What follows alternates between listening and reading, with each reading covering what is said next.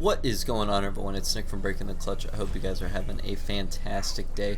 And before I get into today's gameplay, just a couple things to note. First, check us out on the Discord. BTC has its own Discord. You can chat with us. You can chat with people from around our community, and it's a really good way to build some friendships online, so that way you can have players to play with. I see a lot of people message me asking, they never get to play. They don't have anyone to play with. Can I run with them? And most of the time, I don't even get on to play games. I get on to answer messages or to simply just try to get videos. So if you're one of those people who are looking for people to play with, check out the BtC Discord. The link will be in the description down below. And also, for anyone who is on our Discord, we are trying to gather around, and I know a couple thousand people are going to see this, so I tread with caution when I say this. We're starting a 12-person fantasy football league for BTC. We've already got 6 spots, $20 buy-in. If you're interested, check out the BtC Discord. And again, first come, first serve. There's no guarantee that it's like 20 minutes after the video comes out that it'll already be filled. So just wanted to point those two things out. And let's jump into today's gameplay, which I actually thoroughly enjoyed. Most of the time when I hop on and try to grind out for some gameplay, I end up playing a couple games where there's nothing really happening, and it's just an easy walkover win. And then the other game will be like a 55-minute game where there was something that happened in the game. I made a mistake, he made a mistake, and then we end up in a gridlock. And it's one of those games that I dread. So in this game, it was actually a bit refreshing. Those 50-minute games can be draining, especially for me, considering I don't care for long Halo Wars games. Typically, if I can get between a 10 and 20-minute game, that's where I enjoy it. Anything past that, it starts to drain me out, and I start to get really bored with it. So I was glad to get this gameplay, and I start off with some ghosts, right? With Shipmaster, and I am running Shipmaster. With Shipmaster, you got to open up with a ghost play.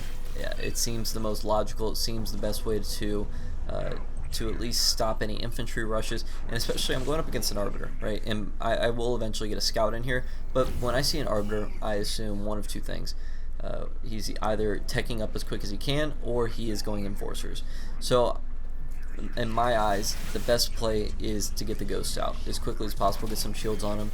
I do have to be careful. There is some stasis that can go on from those enforcers, and also Arbiter's abilities obviously thrive on stasis a little later into the game. So I got to be really careful with the way that I maneuver my ghosts, and make sure that I keep them all together.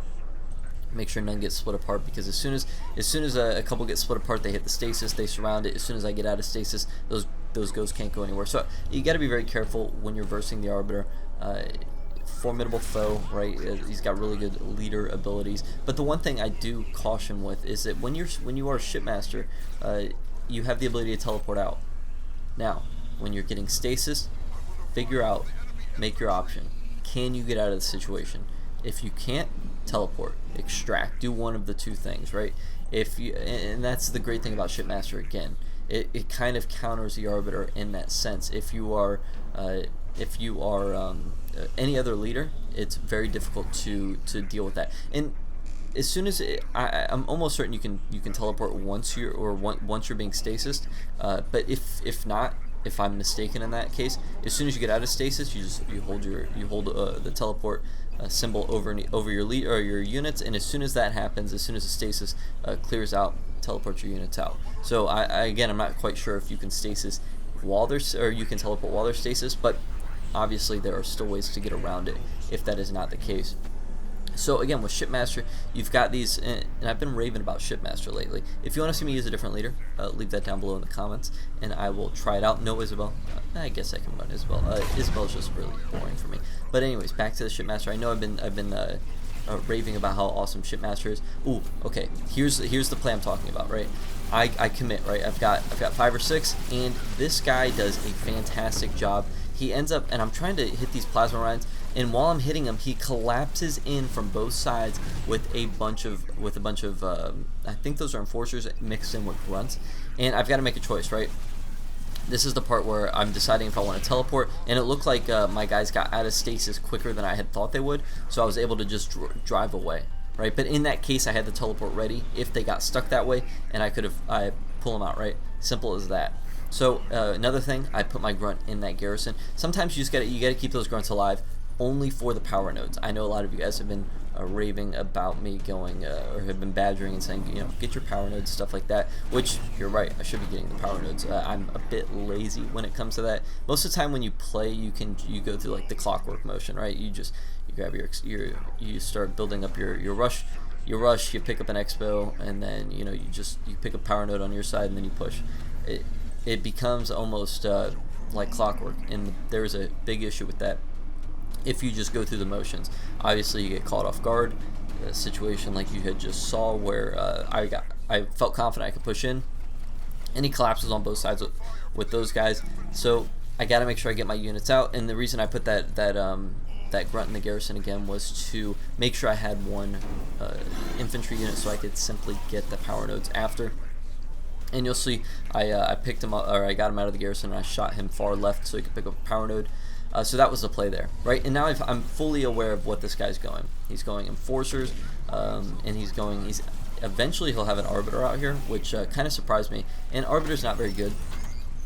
I know it might be a touchy subject for people who really enjoy the arbiter, but here's the reason why the arbiter's not good. Pat's highlighted this several times. You'll notice if you just keep moving your ghost backwards, arbiter can't get you, and you can shoot at the arbiter.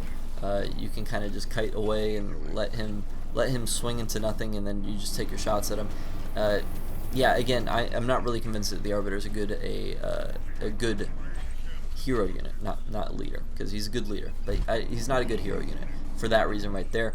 And here's the issue again with going straight enforcers. When you commit so heavily to enforcers in the beginning, you've really got to do one of two things, in my opinion. You have to lose them all or win the game. I don't think you can have enforcers this late in the game. They're just not useful. At least the way I look at it. When I'm getting into this part of the game, you'll see right here, I've got locusts coming out. I've got rangers coming out. I'm starting to counter exactly what he's doing, and I've still got ghosts alive. There's no reason for me to sacrifice my ghost yet. You'll see a little bit later I start sending 1 or 2 ghosts out at a time to die, and then I build something back at my base that I find useful. But the reason you don't let your scouts die just yet is scout enforcers. That's the counter to them, right? I've got shielded ghosts just to make sure that if RB comes around and gets a couple slices, I'm still good. Now, one thing I do have to be careful with, of course, is the stasis bomb, or whatever it's called in this. That's the only thing that poses a threat to me at the moment, but I'm not too concerned. And now you'll see right here, this is the reason why I really enjoyed this gameplay. He figured it. He got the memo, right? He said, all right, I've got ghosts pushing my base, slowly pinching around me. I've got to make a push, and he did exactly what he needed to. I think he should have done this much sooner rather than fiddle around on his side of the map. Maybe upgrade teleport 1 for him for the arbiter, and teleport over to my base a lot quicker. I think that probably would have been the best play. But he eventually gets over here, and this is the part where this is the reason I love this game. It gave me a second to, because I felt like I had control. I've got his mini bases being killed on his side. I saw where his arbiter was, dealt some good damage on that, and then he pushes my side, right? Of course, this is the reason I love this game.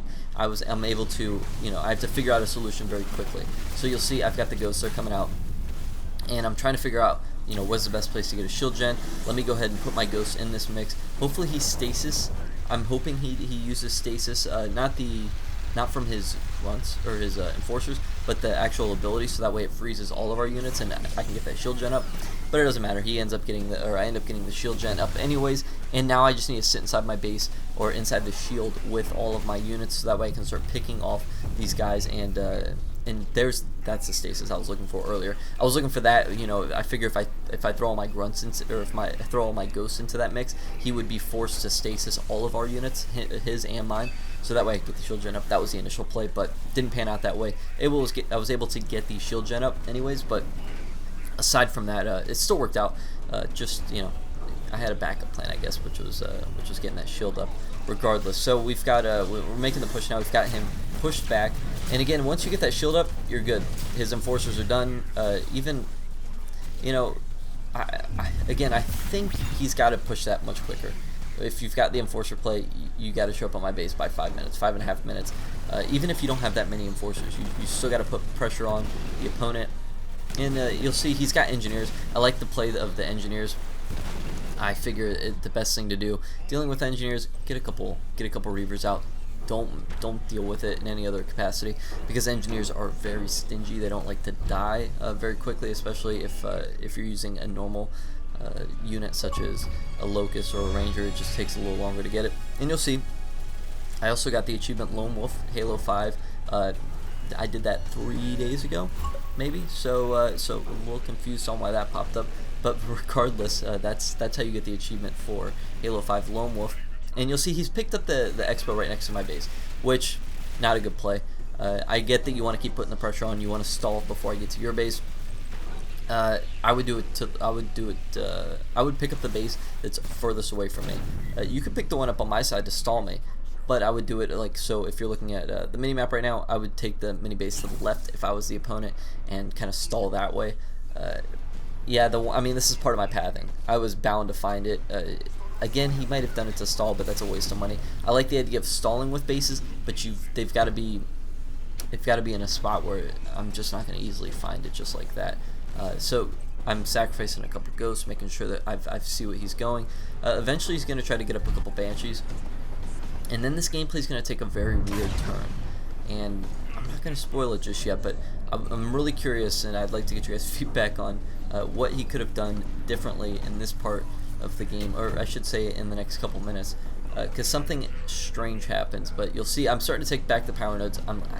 As soon as I'm playing this game, I'm hearing the comments, like, get the power nodes, get the power nodes. I'm hearing it. So I start doing that. I start capping it as I take control of my map again, or my side of the map. And at this point, in my head, I'm figuring this game is rounding out. I need to make sure he has no expos. I'm going to send a couple ghosts to each part of the map and make sure he's got no expos on that side, his side or my side. And then I'm going to close in on killing his base. The question becomes for him, is there anything to be done at this point? I struggle to find the answer to that. I think maybe if he would have kept that raid camp up in the beginning, and he would have double pumped hunters and not engineers, I'm sorry, elite rangers. If he would have done that, perhaps he's able to stall a little bit longer, get some turrets up, get that shield gen up.